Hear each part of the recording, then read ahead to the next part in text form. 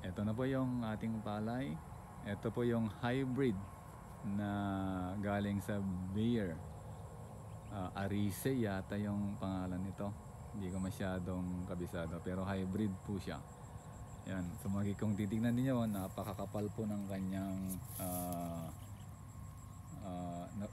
napakakapal ng ating palay. Yung kanyang mga uhay, ang dami.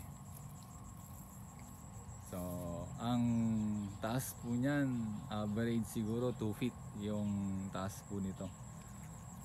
Kasi kapag tayo nag-spray talaga, wala pa itong palabas pa lang yung kanyang nagbubuntis pa lang po siya.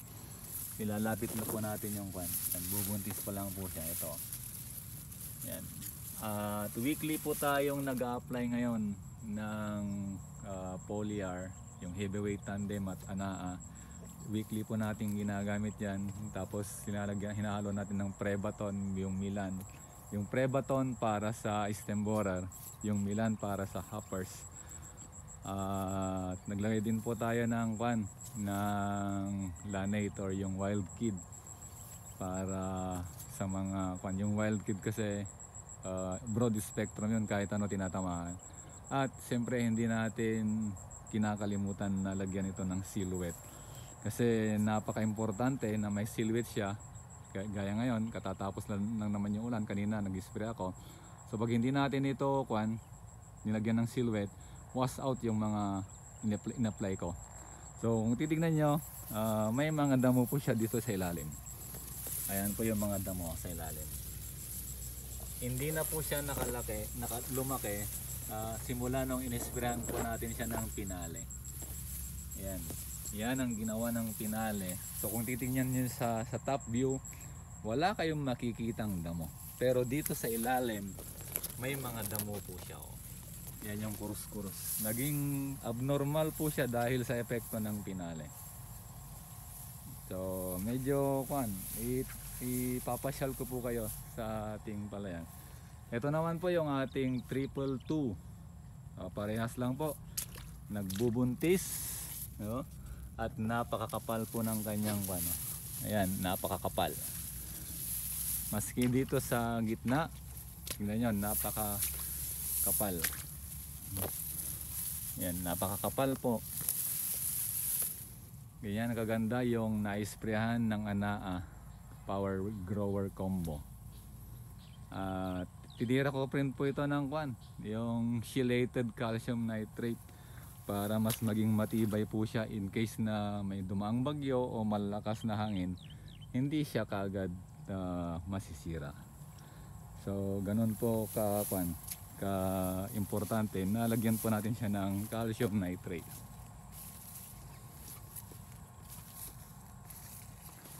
So ipapasyal ko po kayo dito sa ating palayan para makita nyo po yung outcome ng ating ginagawa. Mapatunayan nyo rin po kung tama yung ating mga kinikwento. So hindi lang isang bahagi yung ating ipapakita, hanggang sa dulo papakita po natin yung itsura ng ating palay sa ngayon. Nagbubuntis na po yan. At siguro in 2 weeks lalabas lahat yung mga bunga niyan, yung panicle niya.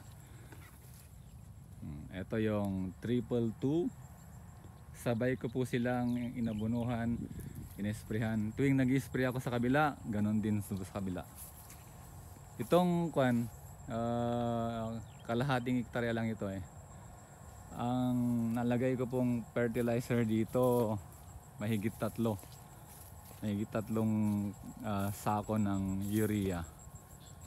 At may konti akong hinalong sabihin na natin 3 sakong urea. Yung sobra nun, yun yung winner na nilagay ko. Sinubukan ko yung winner dun sa mais. Napakagandang outcome po. Talagang kumbinsido ako na maganda yung winner. Trinay ko rin po dito sa ating palay. Yan. Yan po ang outcome, ang naging bunga ng ating ginawa. So ang ginawa na po natin dito, medyo late po tayo nag-transplant, mahigit 1 buwan na po ito ng ating transplant. Tapos after transplanting, 1 week after transplanting, nag-abono po tayo. Yun po, may halo pong winner yung abono natin. Itong kalahating hektarya, mahigit isang sako yung nalagay po natin. Tapos after 1 week, nung nakita natin yung mga hindi tinamaan, dinoble po natin ng kalahating sako. Then nung after siguro nung 60 days na po siya, doon nag-abono po tayo ulit. Pero umpisa nung tayo mag-abono, siguro after 15 to 20 days nung nag-apply po tayo, nag-spray po tayo ng foliar fertilizer. Ang una yung ANAA, may halong power grower. At hindi po malalakas yung nilagay nating insecticide. Parang lang po siya, pangbugaw sa mga lumilipad-lipad. Kasi yung stage na yon, hindi pa naman niya kailangan yung protection. Itong stage na to talagang kailangan niyang protection. Pagkatapos kong mag-abono nung 60 days, linggo-linggo na akong nag-spray ng insecticide. Yung ginagamit ko dito yung Prebaton, yung Wild Kid, tapos yung Milan. Gumamit din ako dito ng Humus, yung ANAA para lalong kumapal yung kanyang ugat. Baka kumapal din yung kanyang suhi. Kaya makita niyo ang kakapal, ang layo po ng pagkakakuan nito, tanim nito, at saka hindi pangit talaga. Akala ko hindi magiging ganito yung outcome, pero sa tulong ng ating mga ginamit, naging maganda ng ganito yung ating So first time ko po na ma-achieve yung ganito. Ang ginawa ko lang, pinag-aralan yung mga dati kong ginagawa, tapos hindi ko hinayaan na mapabayaan ko ito sa tubig, sa pataba, at yung panggwardya sa pamatay peste or panggwardya sa mga peste. So ganito yung naging outcome nito.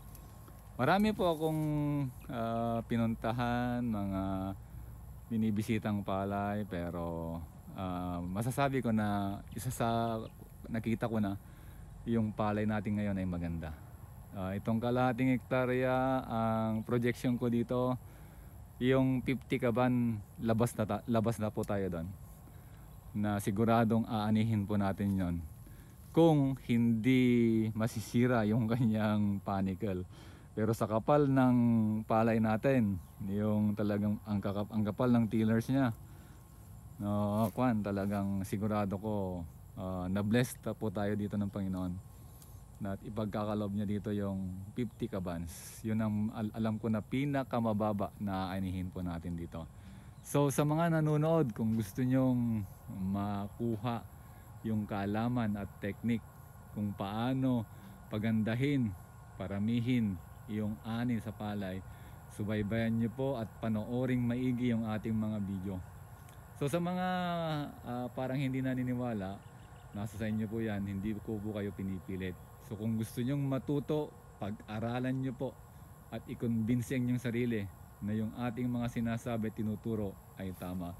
So sa pamamagitan ng inyong nakikita ngayon, yan ay mga evidence na yung ating ginagawa ay tama po. So makikita ninyo, halos magkasabay lang po yung ating palay at saka sa kabila. Makikita nyo yung yellow, yung mag-yellow yan.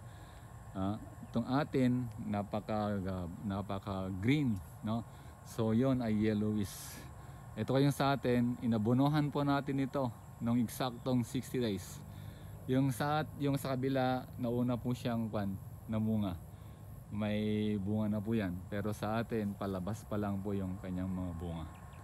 So nakikita ko na kapag pala binunot yung punla at inilipat, parang nahuhuli siya ng 7 to 10 days.